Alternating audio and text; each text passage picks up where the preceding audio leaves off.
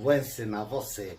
Eu já fiz numa placa, mas agora quero fazer numa parede para você ver a facilidade deste efeito. Agora é a parte mais importante, você vai ver como eu vou fazer agora de seguida. Vou chegar aqui um pouquinho para a frente cá, baixar um pouco para você ver. Aqui não é o toque do dedo, pode coisa. Aqui mesmo assim pode... Eu deixei, como é que eu vou explicar? Sair aqui um pouquinho para limpar aqui. Eu deixei uns 15 minutinhos para dar para agarrar um pouco, né? E aí venho com desempanadeira. No caso eu vou fazer as tábuas assim, portanto tenho que fazer assim. Ó. Aqui você pode fazer assim, pode fazer assim. Vê que aqui a parede não precisa estar direita, viu?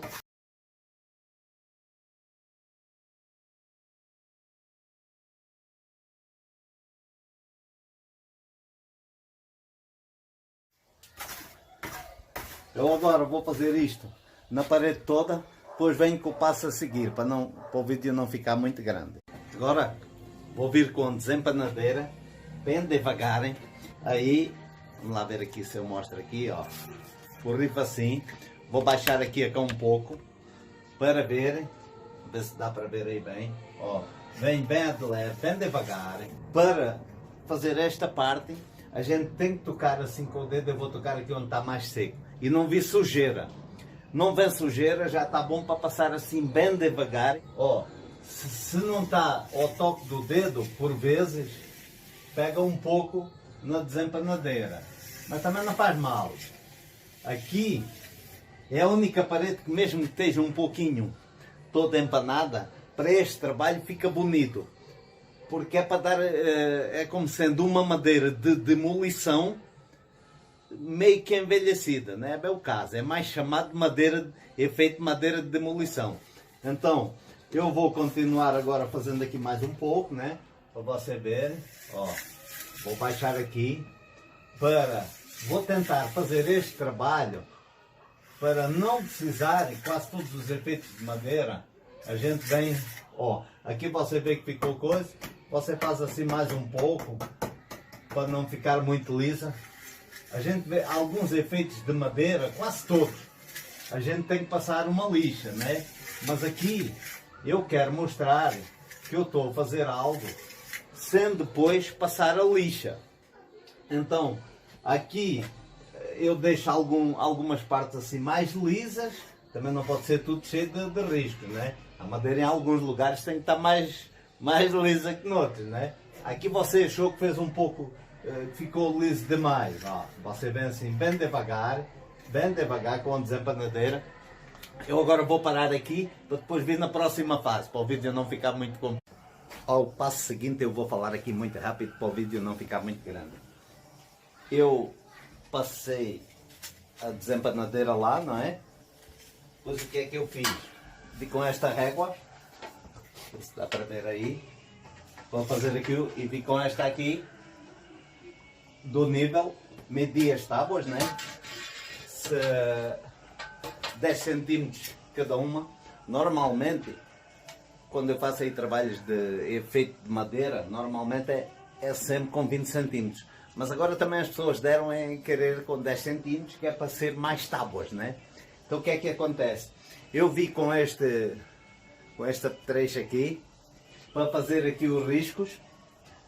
Eu fiz isto de manhã, e no final do dia eu vi fazer isto, quando já estava quase seco, para poder encostar a régua e não ficar marcas. O que é que acontece? Que é para, das outras vezes eu tenho outros trabalhos que venho com uma chapa de fendas e venho depois pintar o rejuntos com este pincelzinho que eu uso para pintar o rejuntos. Mas eu agora quero fazer aqui uma coisa mais fácil, então eu fiz com isto. Vou expor aqui, com licença. E eu passei uma lixa assim, bem a de leve, só aqui no rejunto, onde ficam umas pequenas rebarbas, e vou mostrar qual é a lixa de ferro 50. Cada um usa aquilo que quer, eu gosto de usar esta, e está aqui que eu posso mostrar, que é, para mim é que funciona melhor. De ferro 50, eu passo assim bem a de leve, e o trabalho assim continua, né? O que é que acontece? Depois disto estar seco, no caso no dia 2 de manhã, eu fiz ontem de manhã, à noite eu fiz estes rejuntos, eu tenho que falar para você saber, para você aprender com facilidade. Eu à noite cortei para fazer tipo o rejunto e as tábuas, né?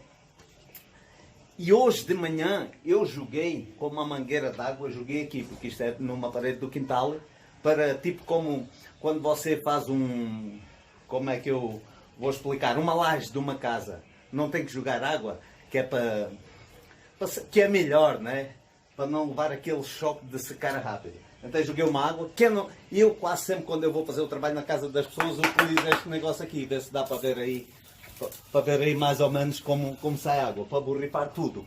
Eu vou dar uma de mão de tinta ocre, você usa a que quer, eu gosto de usar ocre, eu ponho na tinta branca, coloco ocre e eu vou fazendo a minha cor. No caso aqui eu só vou fazer uma demonstração, né? Com um pincel bem velho, que é para poder ir aqui nestes buracos todos, pôr tinta, colocar tinta nestes buracos todos. Ela agora parece que está meio aguada, mas quando seca vai ficar bom. Então eu sempre tenho que passar, né? Todo mundo tem que passar antes um fundo de tinta. Você escolhe a tinta. Eu escolho esta cor, com um pincel velho, que é melhor que aquele pincel novo, é mais mole e não entra tão bem aqui. Então, isto é este passo, e agora vamos para o passo seguinte. Eu aqui de novo para terminar o trabalho. Então, isto é feito numa parede que eu estou a fazer no exterior, aqui no meu quintal, mas é como se fosse um painel de TV. Eu vou explicar do meu jeito, e espero, e você vai compreender. É o seguinte, eu tinha passado uma demão, um fundo de tinta ocre, que é a cor que eu gosto, tinta meia aguada. Porquê? Para deixar umas certas manchas, já que tipo, num lado fica um pouco mais escuro, no outro um pouco mais claro, já fica meio com aquelas manchas. Para dar este efeito, que eu vi com um gel, vou-me aqui baixar, eu vi com um gel que é desta cor, ocre. Ó, aí dá para ver bem, né? Para quê? Para ficar um pouco mais fácil agora. Agora eu vou vir com um gel. Agora eu vou vir com um gel que é desta cor, é este marrom. Eu é que faço a cor. Você faz a cor do seu jeito. Se você não souber fazer as cores, quando você for comprar o gel, você já manda fazer da cor que você gosta. Mas eu estou a ensinar para você, e você vai aprender, que é o jeito mais fácil. Qualquer pessoa sabe fazer este trabalho. Eu agora vou fazer aqui um pedaço com o pincel, sempre praticamente com o pincel para entrar bem nestes veios, né? Sempre tem que ter uma esponja preparada para, se em algum lugar ficar um risco do pincel, você ir com a esponja. E sempre vai ter um pano meio úmido, quase sem água, molhado, mas quase sem água, para ir limpando, para nunca ficar manchas. Eu vou fazer um pedaço para você ver, depois vou parar e vou mostrar o final como vai ficar. Cor do gel, dá para ver bem aí, né? Eu vou fazer assim, ó, como eu. Tem que ser rápido, nunca faça mais que 2 metros, se não tem rapidez. Ó. Estou a colocar gel e vou tirar praticamente todo. Para quê? Para ficar apenas aqui nestes buracos, nestes veios que tem aqui. Ó, tem o pano, sempre tira água do pano. Um trapo branco. Eu hoje escolhi um paninho aqui branquinho, todo bonitinho, mas vai ficar marrom. Ó.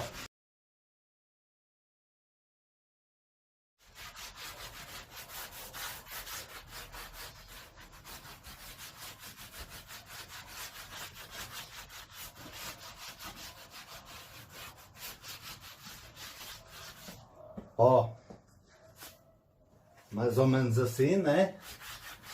Para que nos buracos fique mais o escuro e por cima o mais claro. Por isso é que sempre tem que fazer primeiro o claro e depois o escuro. Se você fizer o escuro e depois queira fazer o claro, vai ser difícil. Então primeiro põe a parte mais clara e depois a parte mais escura, para dar esta mesclagem. Ó, olha como ficou bonito. Bom, vai ficar mais ou menos assim. Eu vou terminar e depois, quando terminar, eu venho aqui mostrar para você. Pessoal, vou falar, trabalho terminado. Peço desculpa por estes barulhos aí, mas isso é normal, eu estou na rua, né? Então eu vou falar que eu trabalhei, eu já falei, vou falar de novo.